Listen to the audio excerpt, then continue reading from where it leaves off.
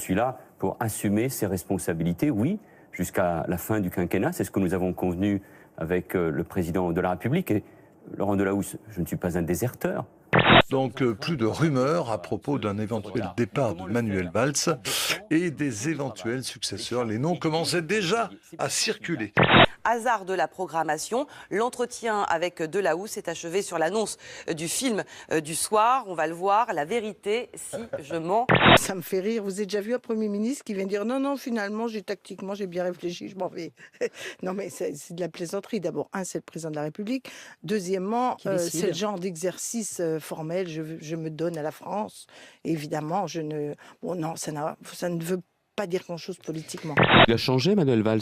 J'ai trouvé que Manuel Valls s'était hollandisé. Je crois que François Hollande a déteint sur lui. On attendait que ce soit lui qui fasse bouger François Hollande et manifestement, c'est François Hollande qui l'a transformé. Mais face aux difficultés, nous avons aujourd'hui 2 François Hollande à la tête de l'État. Moi, j'ai trouvé un peu pathétique cette interview. Il vient à la télévision, au journal de 20h, dans un contexte quand même économique extrêmement dégradé, avec des résultats qui ne sont pas à la hauteur de la 5e puissance que nous sommes.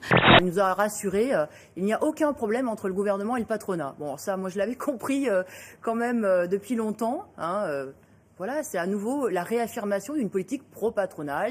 On a entendu Manuel Valls à Nantes ces derniers jours dire Pierre Gattaz, il est dans la provoque, il est dans la caricature. Mais c'est quoi ce pays?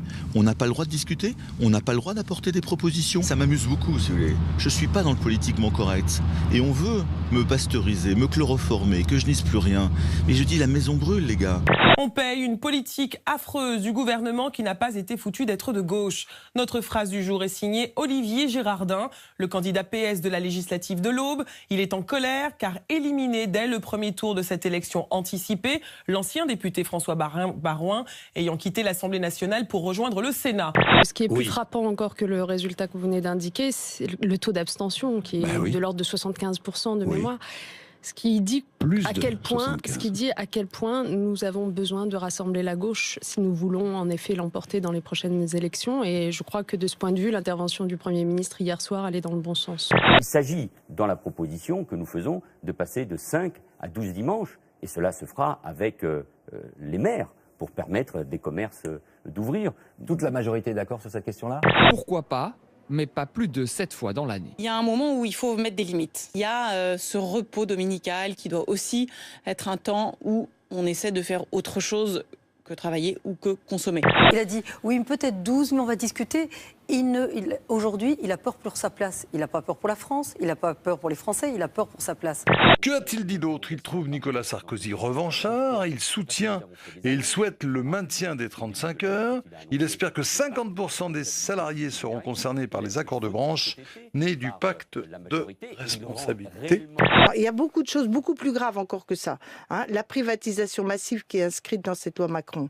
La remise en cause du principe que les accords de branche s'imposent en matière de temps de travail, comme dans d'autres domaines, aux accords d'entreprise. Le FN n'a pas particulièrement pavoisé. Pourquoi? Je voulais aussi attirer votre attention là-dessus. C'est parce qu'il est dans une situation où, pour la première fois peut-être, il est en difficulté sur le dossier de son financement. Vous avez vu qu'ils ont emprunté à une banque russe. Oui, le parti patriote va se financer à l'étranger.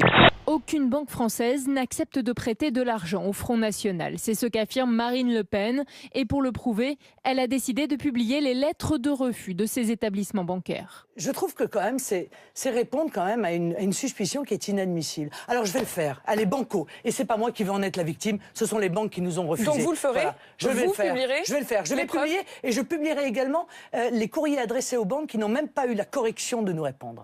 Le Conseil national de la sécurité routière recommande une application plus systématique des amendes de 90 à 135 € pour le non-respect d'un feu rouge ou d'un stop, de 22 à 35 € pour une vitesse excessive ou le fait de tourner sans mettre le bras dans le sens du virage. Et puis ce chat a gagné officiellement 100 millions de dollars en devenant une star du web. Beaucoup plus que certaines stars d'Hollywood. Surnommé Grumpy Cat, le chat grincheux, il a commencé sa carrière avec cette photo postée sur le net. Des millions de vues et des détournements. Téléthon 2014 que vous avez pu suivre en direct sur France 2. Plus de 82 millions d'euros de promesses de dons. Depuis, son heureuse propriétaire vend des croquettes, des mugs, des livres, du café Grumpy Cat. Un chat qui joue même dans ce film de Noël. On ne sait pas encore ce que le chat compte faire des 100 millions de dollars, ni si ça l'a enfin fait sourire. Spectaculaire incendie à Los Angeles, aux États-Unis. Vous allez voir ces images impressionnantes. Incendie qui est en cours. 250 pompiers sont mobilisés. Le sinistre a démarré dans un complexe réunissant des logements et des commerces. Le feu, à l'heure où nous parlons, n'est toujours pas maîtrisé. Triste spectacle à marée basse. 6 cétacés ont été retrouvés morts ce matin sur une plage australienne. Ces cachalots peuvent peser jusqu'à 50 tonnes. Selon des pêcheurs, ils étaient en train de suivre un banc de saumon lorsqu'ils se sont échoués. L'urgence maintenant, c'est d'évacuer les énormes carcasses car elles pourraient attirer des requins.